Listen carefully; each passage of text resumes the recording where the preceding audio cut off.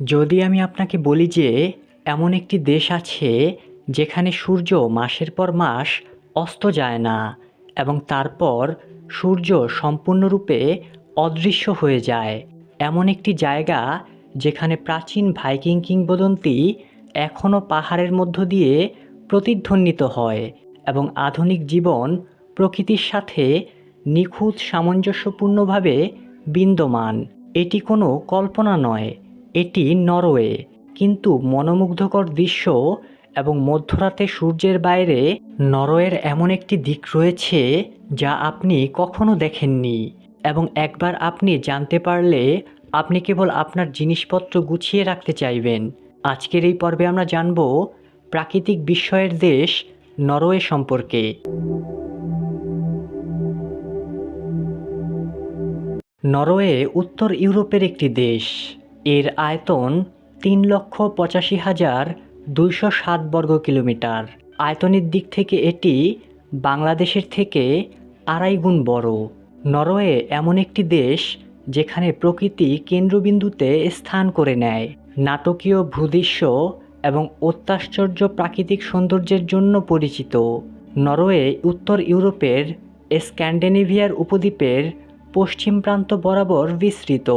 এর ভূগোল গভীর ফিজর্ড, উঁচু পাহাড়, বরফের হিমপ্রবাহ এবং বিশাল বনের এক আকর্ষণীয় মিশ্রণ, যা এটিকে বিশ্বের সবচেয়ে অনন্য এবং দৃষ্টিনন্দন দেশগুলোর মধ্যে একটি করে তুলেছে। নরওয়ে পূর্বে সুইডেন, উত্তর পূর্বে ফিনল্যান্ড এবং রাশিয়ার সাথে সীমানা ভাগ করে নেয় এবং উত্তর আটলান্টিক মহাসাগর এবং ব্যারেন্টস সাগর দ্বারা বেষ্টিত। দেশটির একটি অবিশ্বাস্যভাবে দীর্ঘ এবং রুক্ষ উপকূল রেখা রয়েছে, যা প্রাচীন হিমবাহ দ্বারা খোদাই করা হয়েছে। তার সমস্ত প্রবেশপথ এবং দ্বীপ গণনা করলে ২৫,০০০ কিলোমিটারেরও বেশি বিস্তৃত। এই উপকূল রেখা তার ফিজর্ডের জন্য বিখ্যাত। খাড়া খাড়া পাহাড় দ্বারা বেষ্টিত সংকীর্ণ গভীর সমুদ্রপথ, যা নরওয়েজিয়ান ভূগোলের সবচেয়ে প্রতীকী বৈশিষ্ট্যগুলির মধ্যে একটি। দেশটি বিশ্বের কিছু প্রাচীনতম পর্বতমালার আবাসস্থল, বিশেষ করে স্ক্যান্ডেস নামেও পরিচিত, যা দেশের বেশিরভাগ অঞ্চল জুড়ে বিস্তৃত।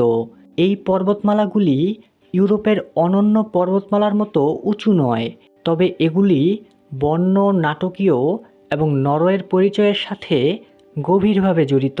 উত্তর নরওয়ে আর্কটিক সার্কেলের ওপরে অবস্থিত এবং গ্রীষ্মকালে মধ্যরাতের সূর্য এবং শীতকালে পোলার নাইটের মতো ঘটনার জন্য পরিচিত।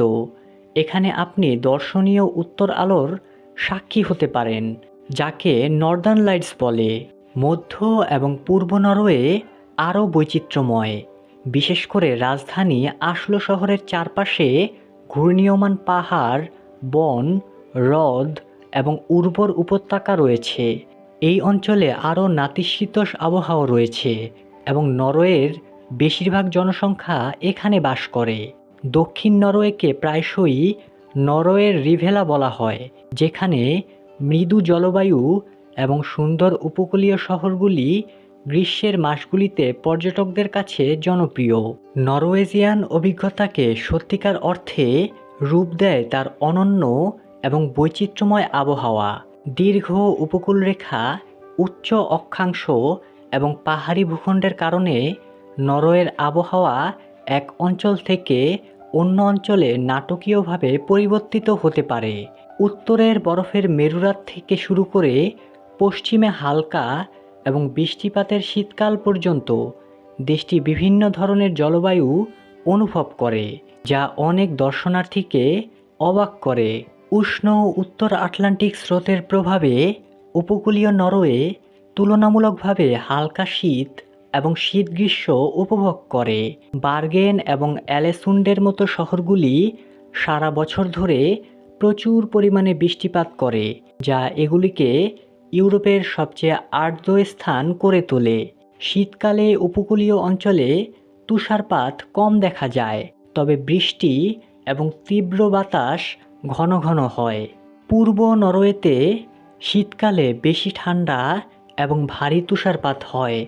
অন্যদিকে গ্রীষ্মকাল উপকূলের তুলনায় উষ্ণ এবং শুষ্ক থাকে। এই অঞ্চলগুলি শীতকালীন খেলাধুলার জন্য উপযুক্ত এবং স্কিইং, স্নোবোর্ডিংয়ের জন্য এটি পর্যটকদের মধ্যে জনপ্রিয়। উত্তর নরওয়ে তার আর্কটিক জলবায়ুর জন্য পরিচিত। শীতকালে আর্কটিক সার্কেলের ওপরের অঞ্চলগুলি যেমন ট্রামসো এবং আল্টা পোলার নাইট অনুভব করে, যখন সূর্য কয়েক সপ্তাহ ধরে ওঠে না। বিপরীতে গ্রীষ্মে মধ্যরাতের সূর্য অবিরাম দিনের আলো নিয়ে আসে। শীতকাল দীর্ঘ এবং খুব ঠান্ডা, অন্যদিকে গ্রীষ্মকাল ছোট এবং শীতল তবে প্রায়শই সুন্দর এবং পরিষ্কার থাকে। নরওয়ের দক্ষিণ অঞ্চলটি সবচেয়ে ভারসাম্যপূর্ণ আবহাওয়া উপভোগ করে। গ্রীষ্মকাল তুলনামূলকভাবে উষ্ণ এবং রৌদ্রময়, যা দক্ষিণের নরওয়েজিয়ানদের জন্য একটি জনপ্রিয় ছুটির গন্তব্য করে তোলে। শীতকাল বেশি ঠান্ডা, অভ্যন্তরীণ অঞ্চলে তুষারপাত সাধারণত, যদিও উপকূলীয় অঞ্চলগুলি হালকা থাকে। এখানে প্রতিটি ঋতুতে বৈচিত্র্যপূর্ণ আবহাওয়া বিরাজ করে। শীতকালে বেশিরভাগ অঞ্চলে, বিশেষ করে অভ্যন্তরীণ এবং উত্তরে, ঠান্ডা এবং তুষারপাত। শীতকালীন খেলাধুলা এবং উত্তরের আলো দেখার জন্য আদর্শ। বসন্তকালে তুষার গলে যেতে শুরু করে, দিন দীর্ঘ হয় এবং তাপমাত্রা বৃদ্ধি পায়। ফুল ফোটে বিশেষ করে দক্ষিণ এবং মধ্য অঞ্চলে। গ্রীষ্মকালে মৃদু থেকে উষ্ণ আবহাওয়া, দীর্ঘদিনের আলো এবং উত্তরে মধ্যরাতের সূর্য। হাইকিং, নৌকা চালানো এবং প্রকৃতি অন্বেষণের জন্য জনপ্রিয়। শরৎকালে ঠান্ডা তাপমাত্রা, রঙিন বন এবং ক্রমবর্ধমান বৃষ্টিপাত। একটি সুন্দর ঋতু, কিন্তু প্রায়শই ছোট। নরওয়ের ইতিহাস নরওয়ের আবহাওয়ার মতনই বৈচিত্র্যময়। বরফ যুগের পর 10,000 বছরেরও বেশি সময় আগে বর্তমান নরওয়েতে প্রথম মানুষ এসেছিল। এই আদিবসতি স্থাপনকারীরা ছিল শিকারী এবং সংগ্রাহক, যারা ছোট ছোট দলে বাস করত। সময়ের সাথে সাথে তারা উপকূল এবং উপত্যকায় কৃষিকাজ এবং মাছ ধরার সম্প্রদায় গড়ে তুলত। নরওয়েজিয়ান ইতিহাসের সবচেয়ে বিখ্যাত অংশ হল ভাইকিং যুগ, যা প্রায় 800 থেকে 1500 খ্রিস্টাব্দ পর্যন্ত স্থায়ী হয়েছিল। নরওয়েজিয়ান ভাইকিংরা ছিলেন দক্ষ নাবিক, ব্যবসায়ী এবং যোদ্ধা। তারা ইউরোপের অনেক অংশে অনুসন্ধান, অভিযান এবং বসতি স্থাপন করেছিলেন। তার মধ্যে ব্রিটিশ দ্বীপপুঞ্জ, আইসল্যান্ড, গ্রিনল্যান্ড এবং এমনকি উত্তর আমেরিকার কিছু অংশও অন্তর্ভুক্ত ছিল। মধ্যযুগীয় ইউরোপ গঠনে নরওয়ের ভাইকিংরা গুরুত্বপূর্ণ ভূমিকা পালন করেছিল। 1872 সালের দিকে হাফাসফর্ডের যুদ্ধের পর রাজা হারাল্ড ফেয়ারহেয়ার নরওয়েকে একক রাজ্য হিসেবে একত্রিত করেছিলেন। সময়ের সাথে সাথে নরওয়ের রাজা এবং আঞ্চলিক শাসকদের একটি ব্যবস্থা গড়ে তুলেছিল। দশম এবং একাদশ শতাব্দীতে খ্রিস্ট ধর্মের প্রবর্তন ঘটে, যা পুরনো নর্স ধর্মকে প্রতিস্থাপন করে এবং ভূমি জুড়ে গির্জা নির্মিত হয়। চতুর্দশ শতাব্দীর শেষের দিকে নরওয়ে ডেনমার্ক এবং সুইডেনের সাথে একটি ইউনিয়নে প্রবেশ করে, যা কালমার ইউনিয়ন নামে পরিচিত। শত শত বছর ধরে নরওয়ে ডেনমার্কের রাজা দ্বারা শাসিত ছিল, যার ফলে নরওয়েজিয়ান রাজনৈতিক স্বাধীনতার পতন ঘটে। তবে নরওয়েজিয়ান সংস্কৃতি এবং পরিচয় শক্তিশালী ছিল। নেপোলিয়নের যুদ্ধের পর 1814 সালে নরওয়ে সুইডেনের কাছে হস্তান্তরিত হয়, কিন্তু নরওয়েজিয়ানরা স্বাধীনতা ঘোষণা করে এবং 17 মে 1814 তারিখে তাদের নিজস্ব সংবিধান রচনা করে।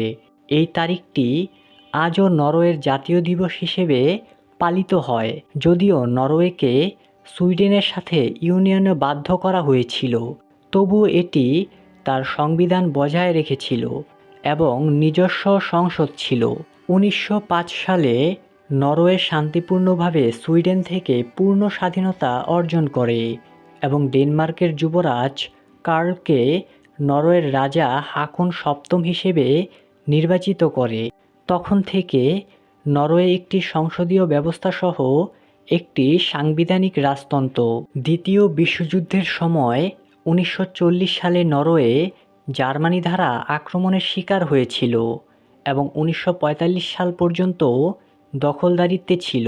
যুদ্ধের পর নরওয়ে জাতিসংঘের প্রতিষ্ঠাতা সদস্য হয় এবং পরে ন্যাটোতে যোগ দেয়। 1960-এর দশকে উত্তর সাগরের তেল ও প্রাকৃতিক গ্যাস আবিষ্কার নরওয়ের অর্থনীতিকে রূপান্তরিত করে, এটিকে বিশ্বের অন্যতম ধনী দেশ করে তোলে। আজ নরওয়ে তার শক্তিশালী গণতন্ত্র, উচ্চমানের জীবনযাত্রা এবং পরিবেশ সুরক্ষা। নরওয়ের ইতিহাস একটি অসাধারণ যাত্রা, প্রাচীন ভাইকিং শিকড় এবং বিদেশি শাসন থেকে পূর্ণ স্বাধীনতা এবং আধুনিক সমৃদ্ধি পর্যন্ত। এর গর্বিত ঐতিহ্য, শক্তিশালী জাতীয় পরিচয় এবং শান্তি ও অগ্রগতির প্রতি অঙ্গীকার আজও জাতিকে রূপ দিচ্ছে।